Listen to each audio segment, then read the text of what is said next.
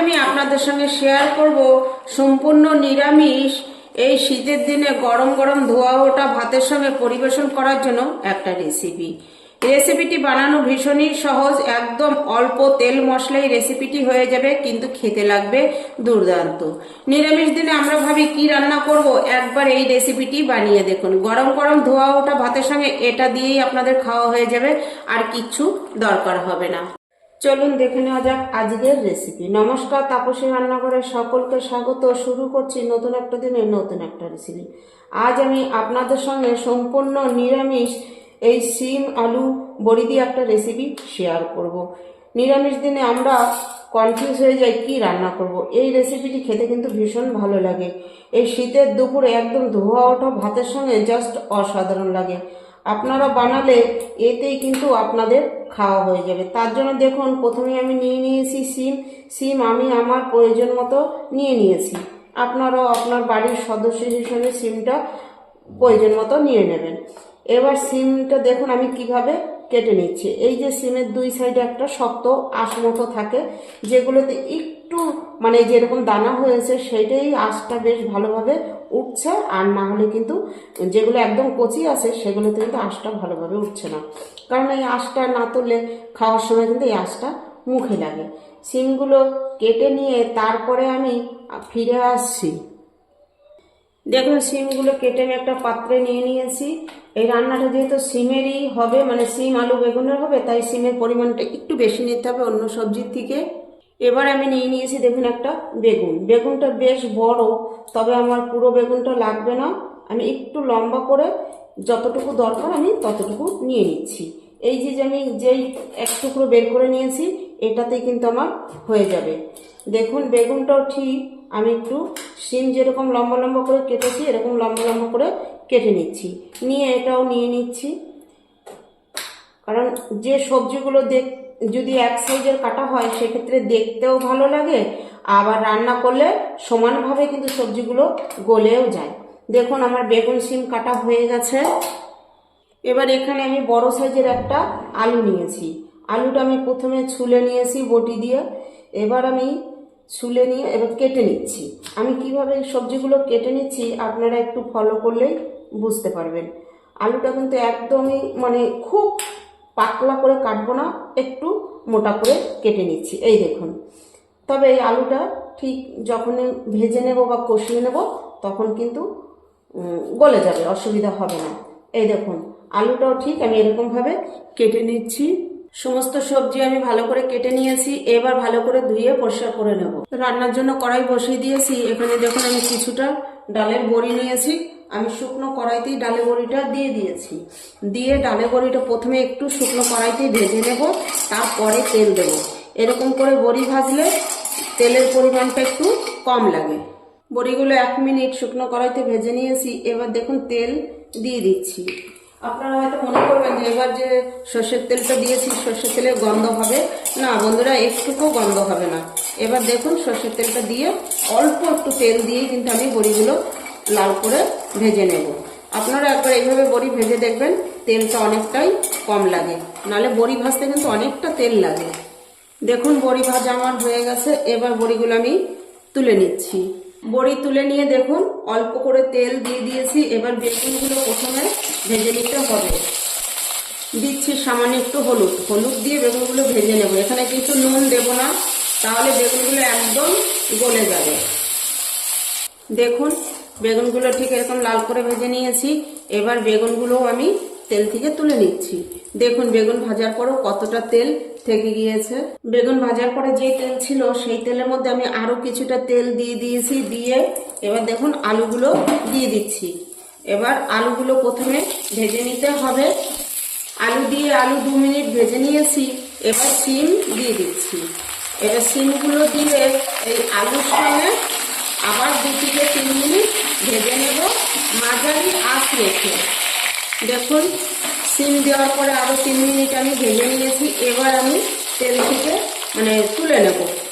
দেখুন ভাজার পরে কিন্তু তেল থেকেই যাবে, কারণ সিম রান্না করতে কিন্তু বা ভাজতে কিন্তু খুব বেশি তেল লাগে না। এবার দেখুন আমি তুলে নিচ্ছি। সিম ভাজা আলু ভাজা তোলা পরে যেই তেল আছে ওই তেলেই ফোড়নে দিয়ে দিচ্ছি আমি কালো জিরে। আপনারা ফোড়নটা আপনাদের পছন্দ মতন দিয়ে নিতে পারেন। এবার এখানে দিয়ে দেব একটু দরদরা করে বেটে রাখা আদা আর কাঁচা লঙ্কা। এবার আদা আর কাঁচা লঙ্কার কাঁচা গন্ধ চলে যাওয়া পর্যন্ত আমি একটু কষে নেব। আর এখানে আমি আদা দিয়েছি 1 ইঞ্চি পরিমাণ আর কাঁচা লঙ্কা দিয়েছি 5টা। ঝাল আপনারা আপনাদের পছন্দ মতন দিয়ে নেবেন। আমি এখানে কাঁচা লঙ্কার ঝাল ব্যবহার করেছি, আপনারা চাইলে কিন্তু শুকনো লঙ্কার ঝাল ব্যবহার করতে পারেন। আমি 2 মিনিট কষে নিয়েছি। এবার দিয়ে দিয়েছি রান্নার পরিমাণ মতো নুন। আমি যে সবজিগুলো ভেজেছি আমি কিন্তু নুন দিয়ে ভাজিনি। এবার এখানে দিয়ে দেবো পরিমাণ মতো মশলা, 1 চা চামচ ধনে গুঁড়ো, জিরে গুঁড়ো আর একটু কাশ্মীরি লঙ্কার গুঁড়ো আর পরিমাণ মতো হলুদ। সমস্ত মশলা দিয়ে এবার এখানে আমি দিয়ে দিচ্ছি সামান্য একটু জল। এখানে যেহেতু গুঁড়ো মশলা দিয়েছি, গুঁড়ো মশলাটা পুড়ে যেন না যায় তার জন্যই আমি একটু জল দিয়ে দিয়েছি। এবার জল দিয়ে মশলাটা ভালো করে কষে নেব। মোটামুটি কষে নিয়েছি। এবার দিয়ে দিচ্ছি এখানে মাঝারি সাইজের একটা টমেটো, এরকম ছোট ছোট কিউব করে কেটে রেখেছি এই টমেটো। এবার এই টমেটোটা দিয়ে মশলাটা পুরোপুরি কষে নিতে হবে। কষতে কষতে টমেটোটাও বেশ ভালোভাবে নরম হয়ে যাবে। মশলা ভালো করে কষে নিয়েছি, মশলা থেকে তেল ছেড়ে দিয়েছে। এবার দিয়ে দিচ্ছি আগে থেকে ভেজে রাখা সিম আর আলুটা আগে দিয়েছি, দিয়ে মশলার সঙ্গে ভালো করে মিশিয়ে নিতে হবে। আশা করছি আমার আজকের রেসিপি আপনাদের কাছে ভালো লাগবে। রেসিপিটি ভালো লাগলে একটা লাইক, একটা কমেন্ট করবেন। আপনাদের একটা লাইক, একটা কমেন্ট আমাকে নতুন নতুন ভিডিও করতে উৎসাহ দেয়। আর রেসিপিটি খুব ভালো লেগে থাকলে বেশি বেশি শেয়ার করুন। নতুন বন্ধুদের কাছে একান্ত অনুরোধ, আমার চ্যানেলটি সাবস্ক্রাইব করে আমার পাশে থাকুন। পাশে থাকা বেল আইকন প্রেস করে নোটিফিকেশনটি অন রাখুন। যখন আমি এরকম নিত্য নতুন রেসিপি আপলোড করব পৌঁছে যাবে সবার আগে আপনাদের কাছে। দেখুন আলু আর সিম দিয়ে ভালো করে মিশিয়ে নিয়েছি। 1 মিনিট কষে নেব। 1 মিনিট কষে নেওয়ার পরে এবার আমি দিয়ে দিচ্ছি জল।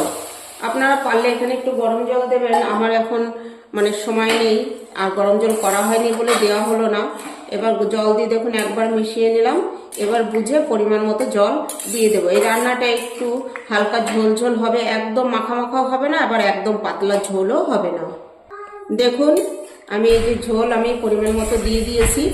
এবার আমি আঁচ বাড়িয়ে এটা ফুটতে দেব আরো 2 মিনিট। মাঝারি আঁচে রেখে ঢাকা দিয়ে আমি 2 মিনিট রান্না করে নিয়েছি। এবার ঢাকাটা দেখুন সরিয়ে নিয়েছি। ঢাকাটা সরিয়ে একবার দেখে নিচ্ছি আলুটা কতটা নরম হয়েছে। তারপরে আমি বেগুন আর বড়ি অ্যাড করব। দেখুন আলুটা কিন্তু বেশ ভালোভাবে নরম হয়ে গিয়েছে। এবার এখানে অ্যাড করে দেবো ভেজে রাখা বেগুন আর বড়ি। বেগুন আর বড়ি, বেগুনটা কিন্তু পরেই দিতে হবে আর বড়িও এই পর্যায়ে দিলেই হয়ে যাবে। বেগুন প্রথম দিকে দিলে একদম গলে কিন্তু মিশে যাবে, সেক্ষেত্রে খেতে ভালো লাগবে না। বেগুন একদম গলে গেলে কোনো রান্নাতে কিন্তু খেতে সেরকম একটা ভালো লাগে না। আবার আমি এখানে 2 মিনিটের জন্য ঢাকা দিয়ে মাঝারি আঁচে রান্না করব। 2 মিনিট পর দেখুন আমি ঢাকা আবার সরিয়ে নিচ্ছি। সরিয়ে নিয়ে আমি এবার একবার দেখে নিচ্ছি। দেখুন রান্না কিন্তু আমার হয়েই এসছে। এবার এখানে আমি দিয়ে দিচ্ছি কিছুটা ধনেপাতা। এই শীতের দিনে ধনেপাতা রান্নায় দিলে রান্নার টেস্টটাও যেরকম হয় খেতেও কিন্তু বেশ ভালো লাগে। আপনারা নিরামিষ দিনে এরকম রেসিপি তৈরি করে দেখবেন। গরম গরম ধোয়া ওঠা ভাতে খেতে কিন্তু ভীষণ ভালো লাগে, অসাধারণ লাগে খেতে। আর এই শীতের দিনে এরকম সবজি দিয়ে দুপুরে ধোয়া ওঠা ভাতের সঙ্গে খেতে কিন্তু জাস্ট জমে যাবে। এবার দেখুন ধনেপাতাটা দিয়ে দিয়েছে। 1 মিনিট আমি ফুটিয়ে নেব। এখানে কিন্তু কোনো ঢাকা দেব না। 1 মিনিট ফুটিয়ে গ্যাস অফ করে দিয়েছি। এবার ঢাকা দিয়ে 5 মিনিটের জন্য রেস্টে রেখে দিচ্ছি। 5 মিনিট পর দেখুন আমি আবার ঢাকা সরিয়ে নিচ্ছি। দেখুন কি সুন্দর হয়েছে দেখতে। আমি যেভাবে এই রেসিপিটি তৈরি করলাম সিম আলু বেগুন বড়ি দিয়ে, আপনারা একবার এই শীতের দিনে তৈরি করে দেখুন। আশা করছি আপনাদের কাছেও ভালো লাগবে। রেসিপিটি কিরকম লাগলো বা কিরকম হয়েছে আমাকে কমেন্ট করে জানাবেন। ভিডিও দেখার শুরুতে একটা লাইক করবেন, ভালো লাগলে বেশি বেশি শেয়ার করবেন, চ্যানেলটি সাবস্ক্রাইব করে আমার পাশে থাকবেন। আজ ভিডিওটি এখানেই শেষ করছি। ফিরে আসবো নতুন একটা দিনে নতুন একটা রেসিপি নিয়ে।